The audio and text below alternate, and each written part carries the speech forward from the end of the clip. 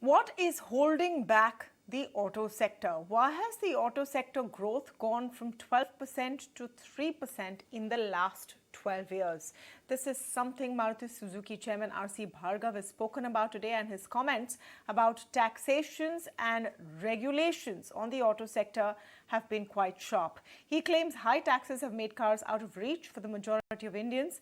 It's not just him, by the way, who's flagged this concern in recent times. Several other manufacturers have also raised the issue. Toyota suggests the government should reduce tax on cars by at least 50% in the next 10 years. Are cars, in terms of tax, treated as a luxury item in India, and do we need to reduce the tax to spur demand? Are there regulatory concerns, and what's the roadmap? To speak on all of this, we're going to talk now to our expert panel. But before that, let me just play out for you what Shashank Srivastav, Senior Executive Officer, Marketing and Sales at Maruti India, said on the issue. The auto industry can see a much higher growth if the taxation was lower, and I think that's something which is which is a very obvious thing to say. So any sector where taxation is lower, probably the possibilities of higher growth exist. And that is what I think the chairman said, Mr. Bhargava pointed out, that in India, if somehow we could bring the taxation down for the industry would see much higher growth, and therefore the motorization of the country can be achieved much faster. But obviously, he also pointed out that it's the government which has an overall view of the economy, a much better view of the economy. And I'm going across now to Ketan Thakkar, Group Business Editor at Autocar India, TP Oswal, International Tax Expert, and Nikunj Sanghi, MD at JS Fourwheel Motor. Welcome to all of you, and thank you so much for speaking with us today. Ketan, great to have you on the show. Let me begin with your take on Mr. Bhargava's comments. He is known to speak his mind, and that, comes as a breath of fresh air. But is he reiterating these concerns of the auto sector at a very important time, just a few months from the next budget? Yes, I think so. And like you said, he has spoken about this in the past as well. And in fact, over the last couple of years, we have seen a significant impact on their core, which is the bread and butter segment, which is the entry car segment. And because of that, over the last 10 years, like you mentioned earlier, the compounded annual growth rate of the market has remained in the 3% zone. And this was the next big market for all the global multinational corporations. And bringing the people into motorization, the large middle class and the growing economy, these were factors that everyone was looking forward to, and one was expecting motorization to grow. But because of increasing, regulatory challenges and new norms, the prices have gone up, and they've put the vehicle prices beyond the reach of a lot of people at the bottom end of the pyramid. And that's exactly what Mr. Bhargava has been saying over the years, that regulations are critical, but over-regulation has been hurting the sector, and that's what he was reiterating yesterday. I want to talk about the extent of taxation, Mr. Oswal. What R.C. Bhargava is saying is something that the auto industry has been saying for a while. Why are you treating cars as luxury? A lot of segments are taxed at 28%. Then you have an additional cess between 1 to 22%, mostly on the higher side. So you could end up paying a very, very high tax for your car. Do you think that's justified, and why is that taxation structure there in India, Mr. Oswal?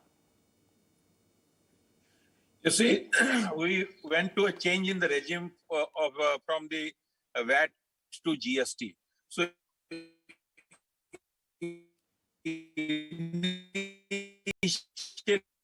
initially, it was reduced, the rate of tax was levied.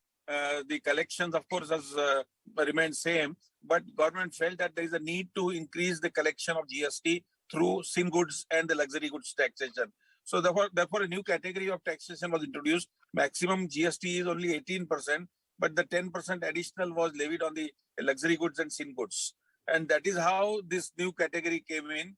And unfortunately, the government did not distinguish between small cars or a car segment which is below particular value and luxury cars. I believe if you are taxing luxury cars, people who are buying luxury cars are people who can afford.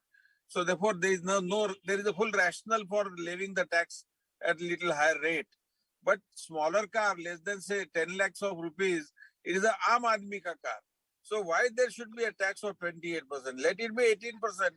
And otherwise, but unfortunately, one thing I must say, the government also must have thought that the roads are not in a position to accommodate all these cars, and therefore let's have some more tax so that people don't bring so many cars on the road.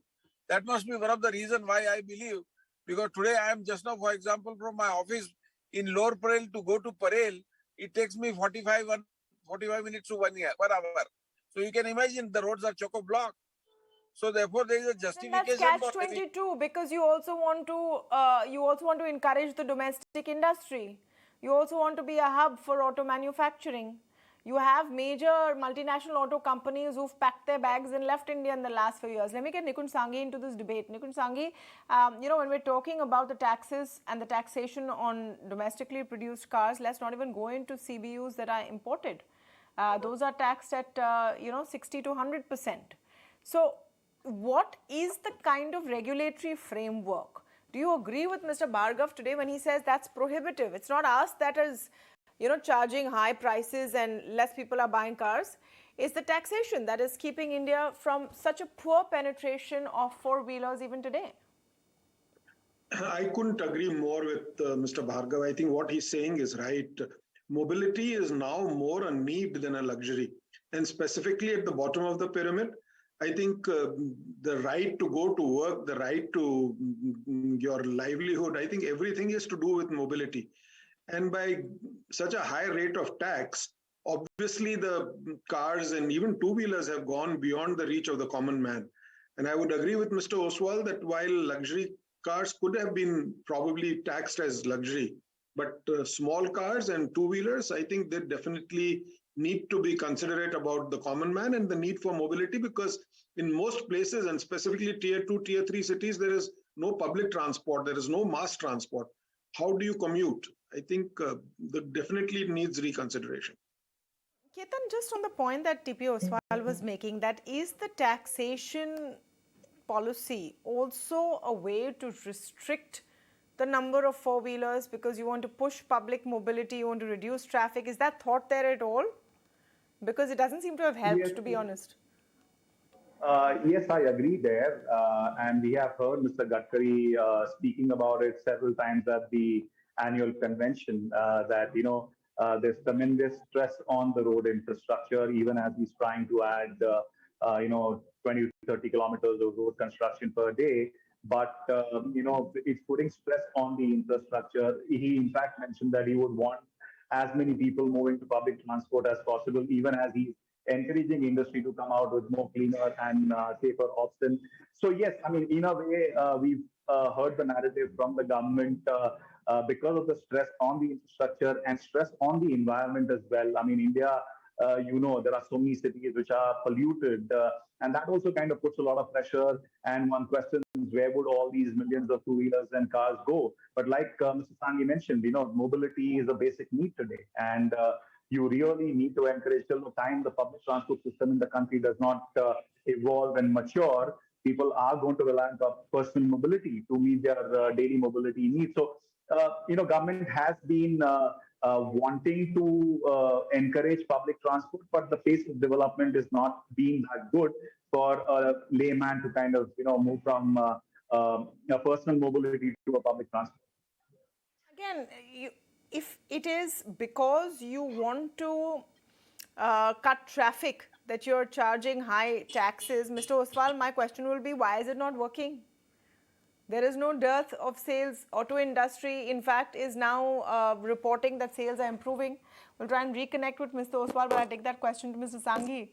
It's not really helping the traffic, and actually, if you go to see at least what the auto sector has been saying, the numbers from the last couple of months shows that there is a return from purchasers.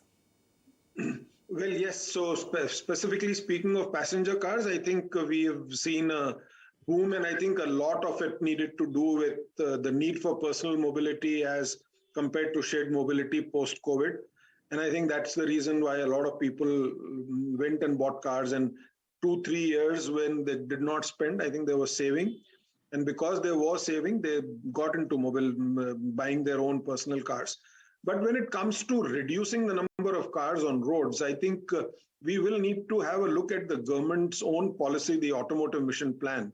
The Automotive Mission Plan has given a calendar on where the automobile industry needs to go over the next 10 years. And the policy, the tax policy seems to be at probably a diagrammatically opposite ends when it comes to the number of cars the government would want on roads versus the kind of taxation that they are taking.